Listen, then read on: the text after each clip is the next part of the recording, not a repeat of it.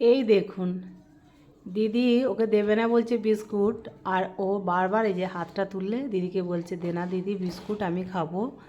আর দিদি এখানে বসেছে এক বালতি লাকি সোনার বিস্কুট নিয়ে। আর দিদি তো তাকে রাগাচ্ছে আমি তোকে দেবো না। আর দেখুন কিভাবে হাতটা তুলছে। এগুলো দেখে মন খারাপের জায়গা কোনো নেই, মানে মন খারাপ থাকলেও ভালো হয়ে যাবে এইসব দৃশ্য দেখলে। আর লাকি সোনার এই ছোট ছোট মুহূর্তগুলো আমি ক্যামেরা বন্দি করতে খুব ভালোবাসি, আর বন্ধুদের সঙ্গে শেয়ার করতে।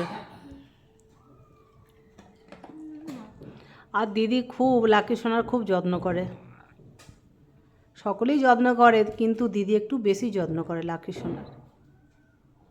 এই দেখুন আমি কি বলছি শুনছে বাবু।